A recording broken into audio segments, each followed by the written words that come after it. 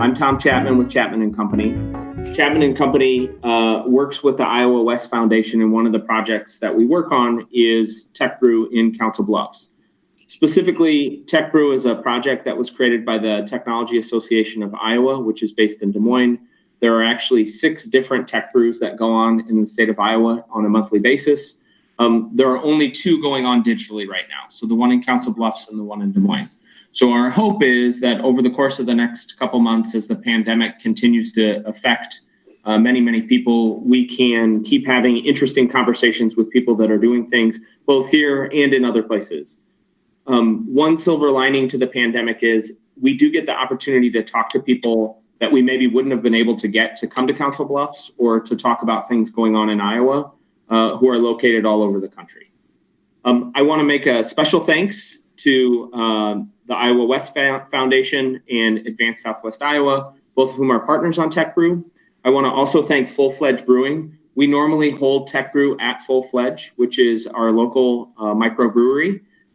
If you are interested in receiving a free drink at Full Fledged, please respond in the survey that comes out after this with your address, and we will send you a free card that gives you $10 of free beer, which is, depending on what kind of beer you drink, either 1 beer or 2 beers. So, make your choices carefully. And then I want to make sure I also thank TAI, which provides the platform for us to do this. So now that I've done the introduction, I'm going to turn it back to Brian, Ryan, and Dan to talk a little bit about themselves. And I guess I would ask the second question so you can talk for longer, which is, how did you get started in what you're doing today, and what is that? So thank you, and I'll try to be quiet. Ryan and Brian, do you want me to go first and kind of make a intro comment? Sure. Well, hey, everybody. My name is Dan Harbeke. I serve as Head of External Affairs and Public Policy for Google. I get the pleasure of officing out of our data center in Council Bluffs. Of course, for the last little while, I've been officing at home. I'm sure we'll share a bit about how we've managed through COVID-19, but I serve as, again, Head of External Affairs for not only Iowa and Nebraska, but also our data center in Alabama. And it's unique because we have mature facilities, although we're still growing in Council Bluffs and in Iowa, but we're 11 years now in Council Bluffs, whereas we just broke ground in Nebraska. So it's interesting to see kind of both sides of the life cycle of a data center, and to have that here in the metro is pretty unique. And in Alabama, we are just kind of turning things on there after finishing construction. For context, we have 13 data centers in the United States, either built or under construction. And of course, the fact that we've got that growing footprint here in the metro is something we're very proud of. In terms of my career and how I got to Google, I'm a North Dakota, Minnesota guy. Came down to Omaha to go to college, and was with Union Pacific Railroad for 14 years, most of that on the public affairs side, doing community relations and government affairs, not just here in Omaha, but later in Salt Lake City across the Mountain West, and for a number of years in the DFW area across North and Central and West Texas, and also a little bit in Arizona. And had an opportunity to join Google, come back here, do public affairs work in the Midwest, and do it for Google. Seemed like a pretty good opportunity, and it's been a terrific year and a half. I'm no longer a Nagler, I guess an official Googler now, and we're spoiled to have over 450 people who work for Google here in the Omaha Metro. So it's pretty exciting, and we've got a great team here. I'll turn it over to Ryan and then Brian from the team. Sure. So my name's Ryan Ackels. I'm the site manager for the Council Bluffs Data Center, which is our biggest data center globally. I've been at Google for about 19 months now. I've worked in data centers since I was a junior in high school. I've done pretty much everything inside of a data center. How I got into data centers in general was my father actually worked in a data center since 1970. So I've kind of seen the whole gamut of data centers from the very small beginnings and till today, where we're pretty advanced. Career-wise, I started at EDS, Ross Perot's company, where we did IT outsourcing for large businesses like General Motors, American Airlines, things like that. We were bought by Hewlett-Packard. I managed all of Hewlett-Packard's data centers in the Americas for 10 years. Came to Omaha to manage data centers for Google, or for Yahoo first. Opportunity popped up at Google, came over here, and this is where I am. So pretty exciting place to work. The food is awesome. The the challenges are endless, especially now with COVID-19 and lots of other fun stuff we're dealing with. So I'll pass it on to Brian. Yeah, thanks, Ryan. So my name is Brian Nagle. I'm the site manager for our Omaha location, actually in Papillion. And as Dan mentioned, we are in construction phases. So while Ryan is over in Council Bluffs operating the largest Google data center globally, our team is hard at work starting to build the team and doing the preparation during the construction phases to ensure a smooth operational turnover here in late Q3, early Q4 of this year. And, as Dan mentioned, we're really excited to be expanding within the metro and continuing to grow our footprint, both physically and from, an employee perspective. My background, I grew up on the east side of Iowa over in Davenport. I after high school went to college, got a degree in mechanical engineering, and then went to graduate school for a couple years. And then I was in the Air Force operationally for 6 years. And ironically enough, did nothing even remotely close to working in a data center. I did guidance system development for Air Force aircraft and weapon systems, and then moved into a role where I was testing all of the Air Force's guns, ammunition, and missile systems. So kind of blowing stuff up on a daily basis, which again is a far cry from what we're doing here. But stumbled onto an opportunity to interview with Google as I was separating from service, and had some technical leadership background in some of those mechanical HVAC type areas of knowledge, which helped pave the way. I started in our Oklahoma location and then relocated up to the Council Bluffs area for the last 5 years in 2015. And I've been working for up until April 1st out of the Iowa locations, and then recently relocated and transitioned over into this new role where we're building the team and getting ready to turn up a new site. So I have a question related to GCP. So today I was fooling around in preparation, and I saw that you have a lot of open data sources. And as I went in, I'm not a technologist, so I'm not somebody that's going to write my own code or spin up a virtual machine or something along these lines. But I noticed that there was a lot of ability for me to go in and use pretty simple tools to do advanced analysis. Is that something that you think GCP is leaning towards, sort of making it a little bit more user friendly to use, all those machines that you were talking about earlier? Yeah, I think that's a key right now. That's something that Amazon is really good at, and something that we have evolved over the last probably 6 months to a year to get a lot better at.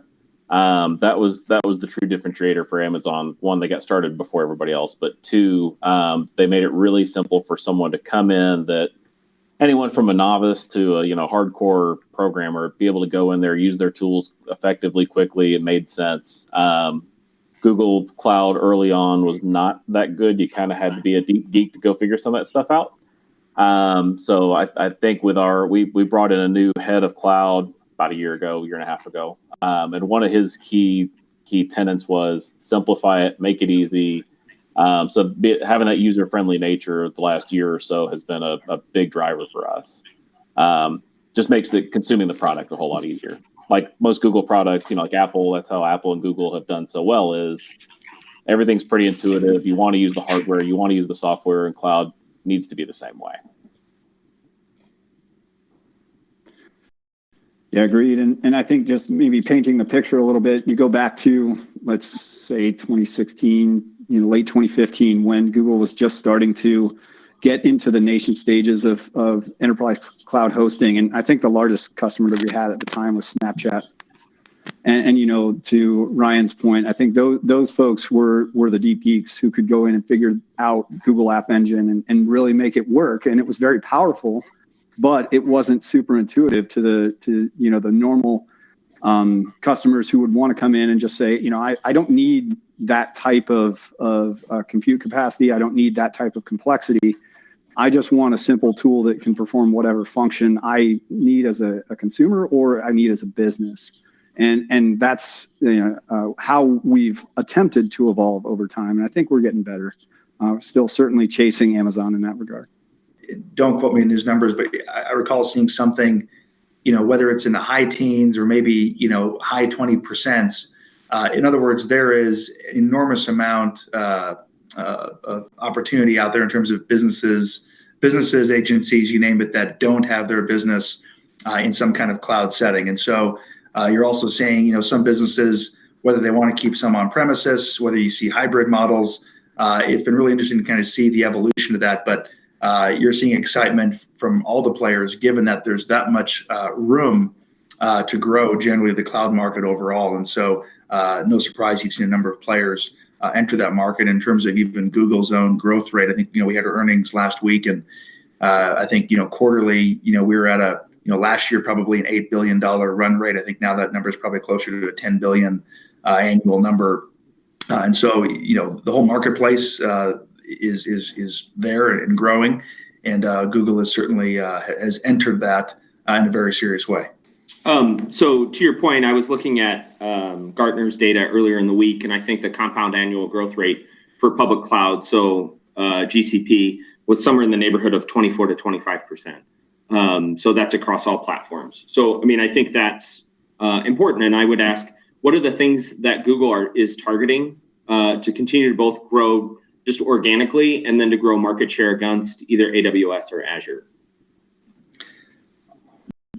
In terms of the other, I'll start to defer to Ryan and Brian, but I think acknowledging some of the earlier comments that were made, but just in terms of, we know what we have, and we have a very good offering, and it's really making sure that's elevated and out there and aware. And so you've seen just the hiring in terms of Salesforce, and and to being specific to certain markets. And so again, you're seeing financial services, you're seeing healthcare, you're seeing public sector, and the folks being out there in the field to knock on the door and to start those relationships, to have those conversations, and to really drive solutions for those particular industries and those companies. And so and really coming down to what the what the value proposition is, and that's really Google's network, our security, the security, the network, the functionality, the ease, not just of easing, transitioning to Google Cloud,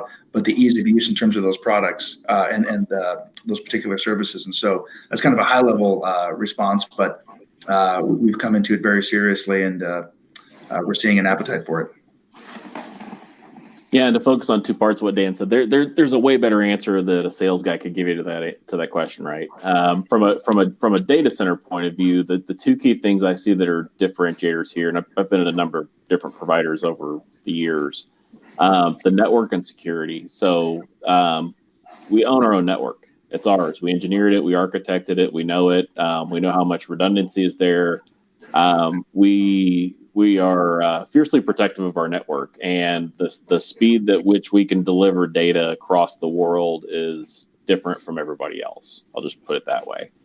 The second aspect of it is data security. Data security is handled so differently at Google than anywhere I've ever been. It's impossible to describe. Not that I could describe it, but there is a lot of focus on that. There is a lot of care taken on that. There's a lot of process. There's a lot of tools. Protecting that data, protecting the user is absolutely job one within the data center. And everywhere else, that's a really important thing that everybody does. But here it is a cultural piece. It's a driver. You wake up every day, you think it. It's just different here. So I think those two, from a data center standpoint, when we do have the very rare visitor that comes to one of our sites, those are typically the two things I think, aside from just the absolute scale of how we operate. I think those are the two things that people tend to walk away from Google saying, wow, that's different. Brian, I want to give you a chance to say something, but I want to follow up on what you mentioned there with regards to security. Yeah. Security is one of those things that I hear frequently, particularly with regards to corporate clients saying, well, I want my servers on site because I have better security. And It's hard for me to believe that that's true when I think about how much is at risk for a company like Google to not, a breach is far more detrimental to you than, a small e-commerce company somewhere, et cetera. So I don't mean to steal your thunder, Brian, but I wanted to jump in there and just kind of dig a little deeper on security. So Can you talk a little bit deeper about the difference between sort of a locally hosted, quote, secure site and Google, and why the public cloud is so much more secure than other sources? I'm trying to ask it to give you plenty of places to go without being too direct. Yeah. I mean, security is a broad topic, right? It can come down to where you are in the world, right? I mean, if you're in the middle of Tornado Alley like we are in the middle of Iowa, there's a security aspect of the weather. There's a security aspect of the physical piece of what physical threats you have around you. You know, do you have landmarks around you that may be potential terrorist targets? Are you in a flight path? There's lots of different things you can go with security. Security is not cheap. Security is an expensive thing to do to get the right land, to get the right process, to get the right people, to get the right infrastructure to be able to do all that stuff. Just the physical where you build it and how you build it is a really expensive thing to do. I think the second aspect of it is, how you handle data, both the sanitization on the logical side of what a system administrator or storage administrator, what those folks do. That's a really hard thing to do. Especially with Google, we've got a lot of open source code within Google that a lot of people within Google can get to. And we're one of those companies that doesn't have breaches. And a lot of that is due to our security on the logical side. Inside of the data center, we take it an extra step higher than that. Like a physical hard drive. If there's a hard drive that is out there in someone's hands for more than 3 hours, I get notified as the site manager. There's 2 layers of managers underneath me. There's X number of hundreds of people on site. If there's a hard drive out there that hasn't been checked in within 3 hours, 3 hours is not very long. That's, from the time you get here till the time you go to lunch. Within that time, you have to go check that stuff in. If it hadn't been checked in to one of our data security cages, I know about it. And we've got a lot of eyes on that kind of thing. So for us to have a physical disk misplaced happens from time to time. You may drop one as you're going around, things like that, but we know about it easily within 3 hours. We know exactly what building it's in. We know generally what row it's in. We can triangulate it really well if it's something like that where it's dropped and lost. If someone tried to take one out of here, there's layers and layers and layers of security. There's physical security, people security, there's logical security and alarming, all those kind of things. Inside the data center, it is handled entirely differently here than anywhere I've ever been. It's truly amazing, one of our tenets is respect the user, and that is it's just culture here.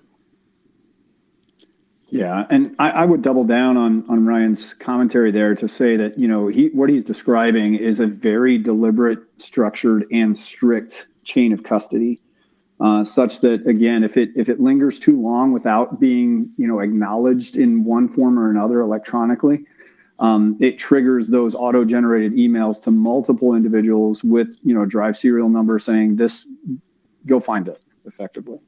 Yeah. And that puts in place a sequence of events, and it puts that in motion. And again, it does happen from time to time, but it is the rarity with hundreds of thousands of machines and disks that are moving from day to day. So we do take that very, very seriously. And I think coming from a military background, I was always dumbfounded by the levels of security from a biometric read to get to certain locations, and even just the level of scrutiny to get on site. I've been impressed, and I can say without a shadow of a doubt that Google treats its customer information more closely in most cases than I saw classified information the government treated. So, and that's just my personal experience, but I can say that very confidently. Now, the other thing I would mention, and Ryan somewhat discussed it earlier, it goes beyond the security, it's the resiliency. Thomas, you asked about, why is it better for my information or my data to be hosted, another state over or across the country when if I have it in my building, I can go to it and I can look at it and I can see it and make sure it's there where I expect it to be. our buildings are designed and hardened against 140 mile an hour winds. And we have, protocol upon protocol from a design and build perspective that protects against those elements and provides us that level of resiliency that in many cases, if it's located in a server closet in the back of the office, you're not going to have. And then, even further beyond that, from an efficiency standpoint, as companies grow, the scale and the economies of scale become, basically, detrimental propositions for them, right? So as you grow hosting with Google, we can accept that scale in an instant versus you trying to overhaul a complete system in order to operate efficiently and effectively. Our data centers are renowned for how efficiently we operate. I think the industry metric is PUE, or power utilization effectiveness. And since 2011, we've been operating basically for every watt of compute, a tenth of a watt or less of overhead that goes into that for cooling and or losses that are generated just through electrical distribution. So, the industry average at the time, way back when, was an additional watt of overhead or more per watt of compute. And I think some of what Google has done over time and sharing those best practices with the industry has brought that overall level of inefficiency down, such that the industry now is somewhere closer to 1.6. So 0.6 of a watt for every watt of compute that is being utilized by the servers and the machines on the floor. So those are some things that I think can be very attractive to companies as they're growing and looking to determine whether or not they want to commit to hosting their own data or outsourcing.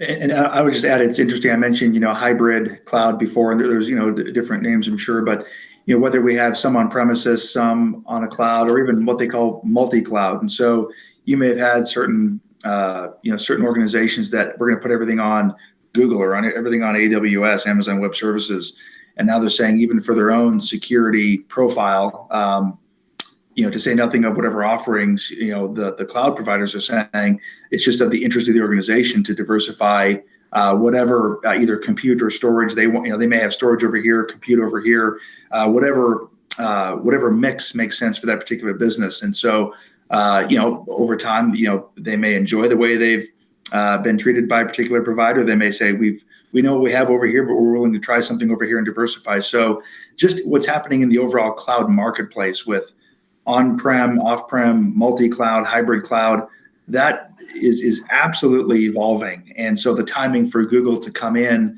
with the infrastructure that we have, truly physical infrastructure, to come and not just support what we already have in place to support our own products and services, but to do that now for others, the plug and play and the adaptability for folks to take advantage of that is really the value proposition there, along with the safety and security. I want to throw in a little tidbit just because I get to. So when I was responsible for some of this going on at Beehive Industries, we were on Microsoft Azure. This was 2011, and we had most of our system running on the San Antonio node when they had an outage. And I can tell you from a user perspective, I really appreciate the idea of the hybrid cloud, because when that went out and we were down for, it was about, I think it was about 12 hours, every one of our customers called us.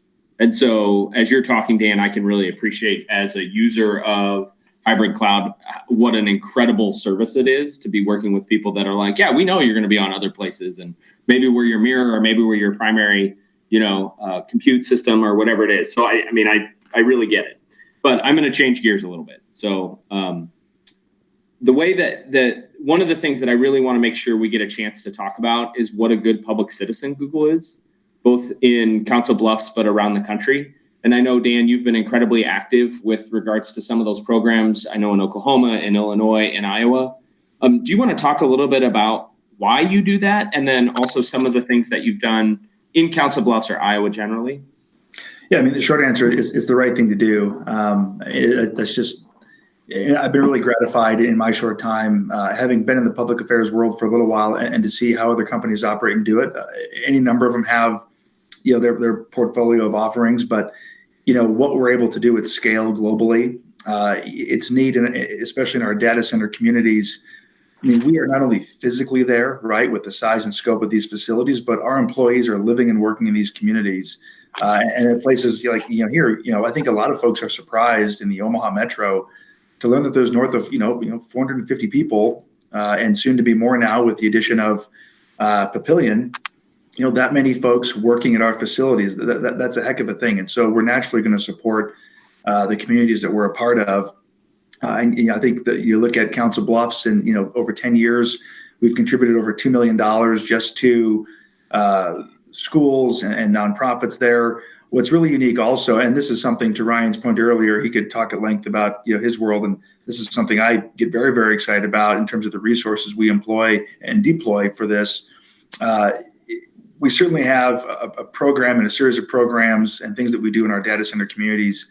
But we also get the great benefit of having kind of Google's large global programs and their ability to come in. So one recent example of that is with Google.org. That's the philanthropic arm of Google, and something that was fairly new. And they're doing things all the time. So you look at one-off, where we were a year ago, right, with the flooding, we were able to throw $125,000 into the local flood relief effort just here, on both sides, kind of the Iowa, Nebraska, Western Iowa, Eastern Nebraska. That's pretty neat. So there are one-off opportunities, but globally, we've done some things. We've got the Google.org Impact Challenge. That's something where we put $1 million into Iowa. Was the second state that we did this, and we've done it now in Nebraska. I think Nebraska was maybe the fifth state where we did this, where we put $1 million and we put a call out to every nonprofit that does anything having to do with economic opportunity, and especially whether it's the larger metros or especially some of the more rural areas. That might have some economic programs, but for maybe not the resources to put them in place. And so we awarded, $1 million last year in Iowa across 5 nonprofits to do that type of work. We're doing the same thing in Nebraska. We would have announced on April 1, but we're holding that a bit. We're working with the nonprofits offline. So the good news is they're getting the funding, but we want to wait until things ease up a bit before we go more public with that. And you think of the importance of economic opportunity at any time, but I think what we're going to see coming out of COVID is that's going to be, especially a great need. And so it's neat that we've got our own book of programs, if you will, in terms of what we support locally, what we sponsor locally. Being a member of the Chamber of Commerce, we're going to do all those things.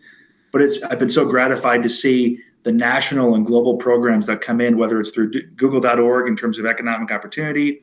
You see coding programs come in for schools and students. We took over the AMC Theater last year in Council Bluffs and called up the school and said, hey, we've got room for about 40, 50 middle school girls. We wanted to focus on girls in this particular case because they tend to be underrepresented in computer science. And what we were able to do is lead them through a 1-hour coding activity that was themed around Disney. And then they got a 2-week early advanced screening of the new Mary Poppins movie.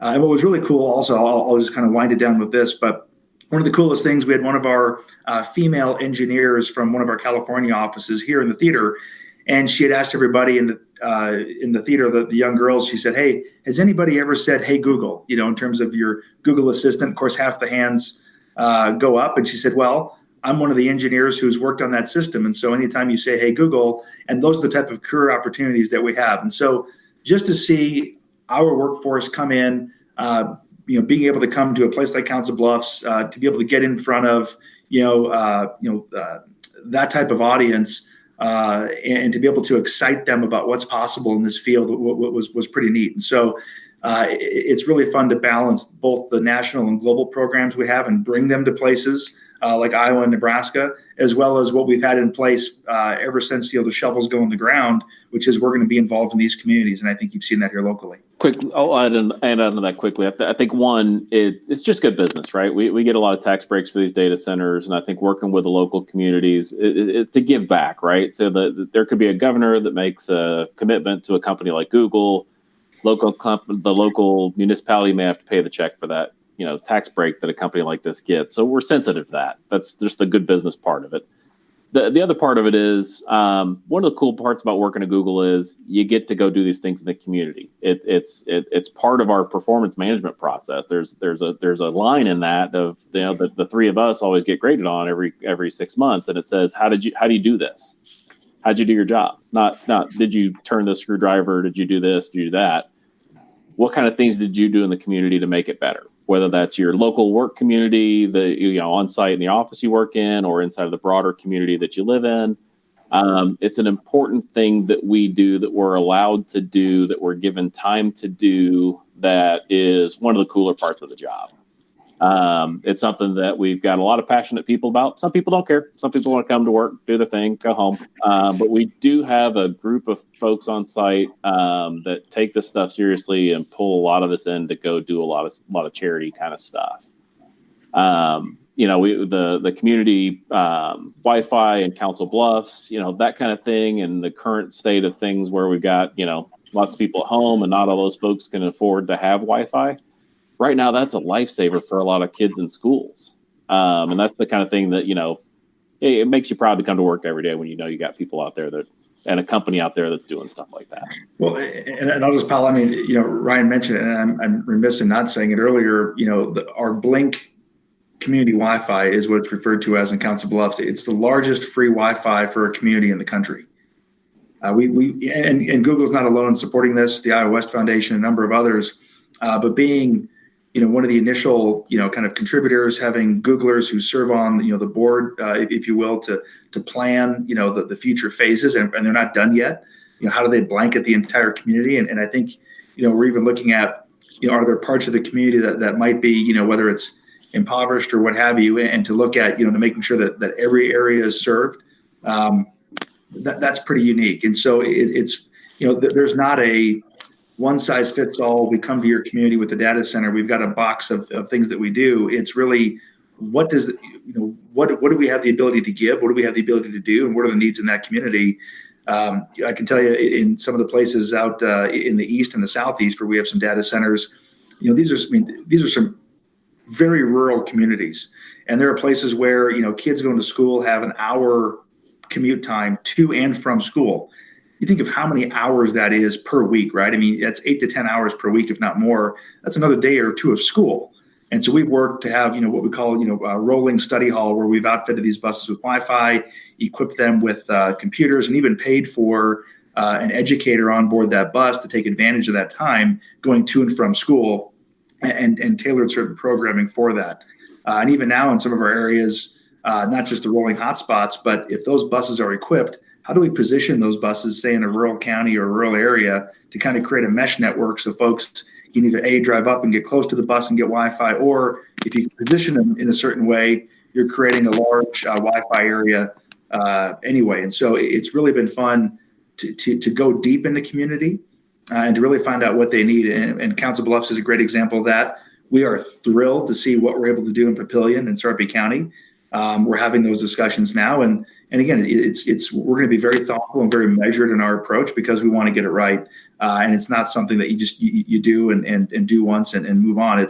We're here and we want to have those conversations to figure it out and to do these things in a meaningful way. And Google as a company supports us greatly in that effort. So I have a question from the crowd. So I don't know if you guys saw my chat, but I asked people if they had questions.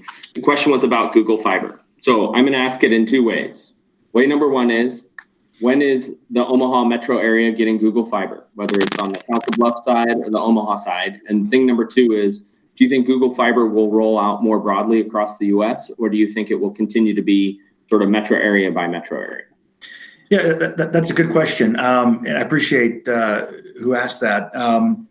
No, Omaha does not have Google Fiber yet. I would certainly love to see it for a variety of reasons, as we're all in this position we're in to make sure you have the surface, to say nothing of the other providers. But Google Fiber, came about a number of years ago, and I can tell you that they are thinking deeply about new and future markets. And so probably not a lot of ad right there, but it would certainly be exciting if they were to come into the Omaha market. Yeah. Sorry, go ahead. Well, I was just going to add on there, Dan did a good job of really describing the state of Google Fiber, and there isn't a whole lot we can add locally because we aren't involved in many of the conversations around strategy and how to move forward.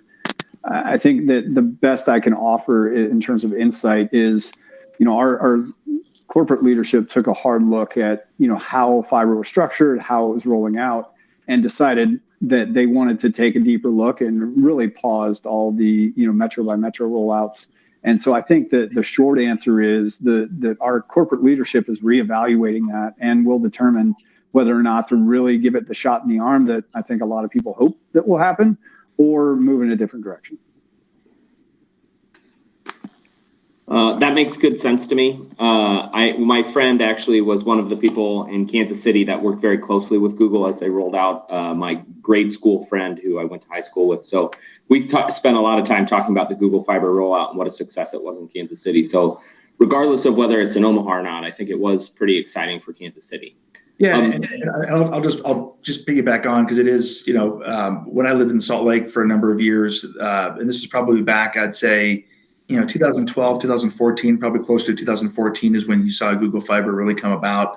I know they came into Provo, Utah at the time, and they really had they came into a number of markets. You're right about Kansas City. They're in Huntsville, Alabama. We've got a data center maybe, just east of Scottsboro, so kind of northeast Alabama. So we're in a number of markets today, and they're rethinking what is the marketplace today. And so this is good feedback that we know that team. We're happy to share that with the team, and I think they'd appreciate, at least folks are interested in asking the question. So we'll make sure to share that. Thank you. Paula asks a really good question. She said, how can we leverage Google's presence to further attract tech companies that will complement Google in the area? And I would also, I'm gonna put a second level down there. What are the skills that you need at the data centers? And then what are things that you think we should be building today for the need 5, 8, 10 years down the road? I'll take just a quick first stab at it, and then certainly on the skills side, defer to Ryan and Brian. But you got Jeff Slavatsky here, Tom, and others. A number of these folks on the Google Meet here, are involved in that very discussion, right? What's the climate? What's the culture? What's the workforce? We're very glad to be here. We're very glad to be a part of that conversation. And anything we can do collectively to raise that flag is something we all have an interest in doing, whether that's just basic workforce attraction and retention, or you put on your economic development chamber of commerce hat. Attracting other like companies to the area is a net benefit for everybody. So I think I can tell you, we certainly we're glad to sit at the table. I know there's a number of efforts here locally, and we've got people there, and we're very glad to be a part of that, to lend our voice to how we can make Omaha and the region more attractive. Ryan? Yeah, I'll take the IT side and let Brian talk about the facility side more. But on the IT side, it's the bulk of the people we hire really. We're looking for someone that has a good attitude, shows up at work, has a decent track record of having a job somewhere, and we train them with everything that they need to know. It's very rare that we hire someone in at an upper level kind of job. So the skill sets we're looking for those entry level jobs, have great attitude and show up at work. That's really the main thing. But outside of that, it's computer hardware skills, being able to know the basic components of a computer, how a computer boots, how a network works, how fiber works. That's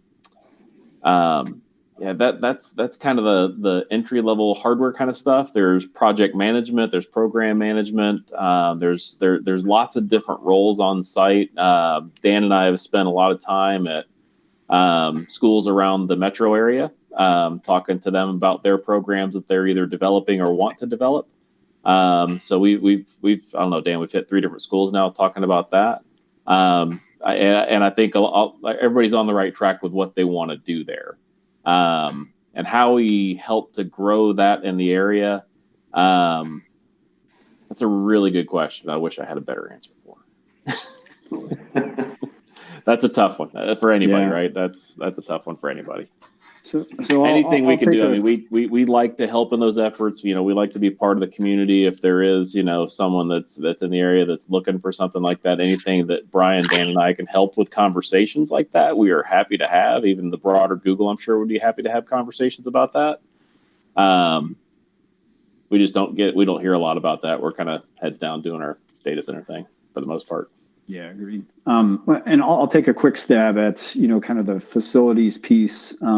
As Ryan mentioned, before I took this site operations manager role in Papillion, on the 1st of April, I spent my entire career at Google for about 7.5 years as a facilities manager. So we have the team that effectively manages all the electrical and mechanical infrastructure at the data center, performs all the operations, maintenance, repairs, what have you.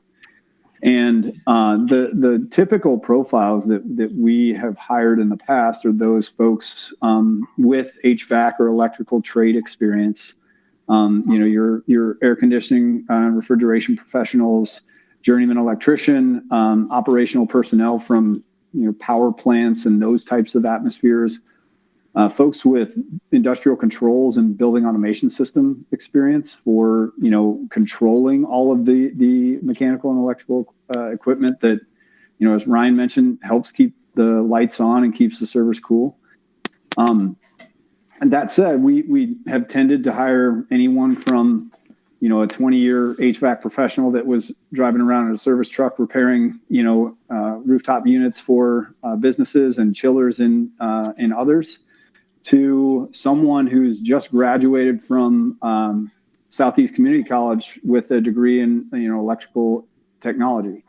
And we want to invest in that future workforce as well. And we kind of strategize our hiring around getting a good cross section of those that are out there, such that the more skilled and experienced and tenured folks can invest in the more junior folks and build them into those experts in the future.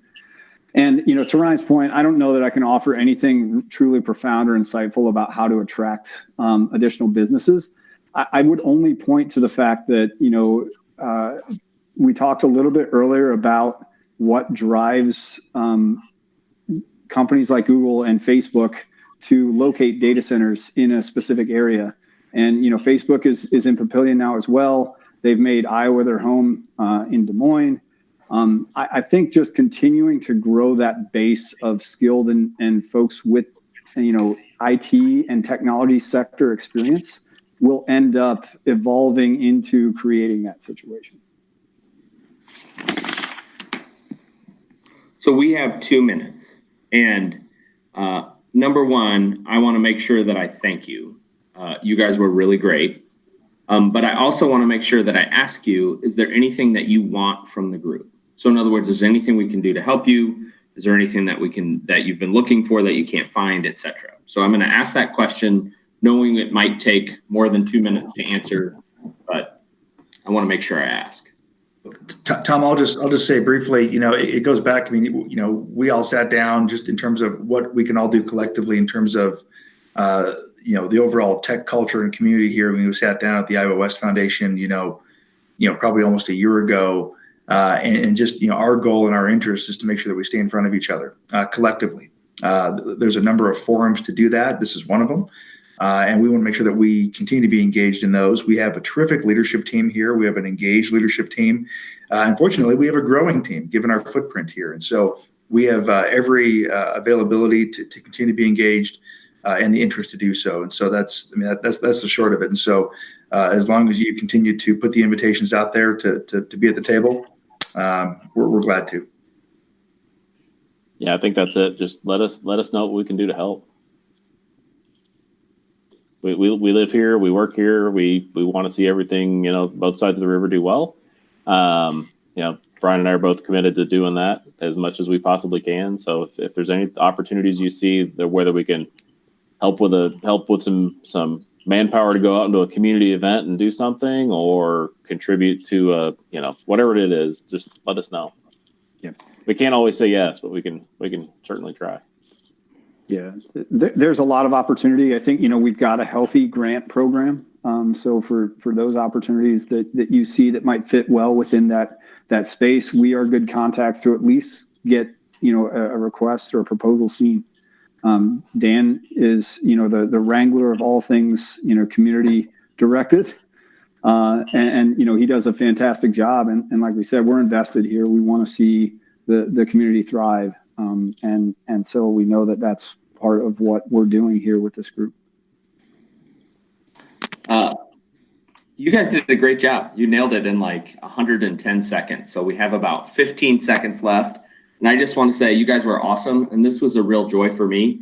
sometimes it's hard to get people to talk when you're talking data centers or power or things of that nature. And I'm such a nerd that I could spend 3 days talking to you, Ryan, about data centers and coolants and all that sort of stuff.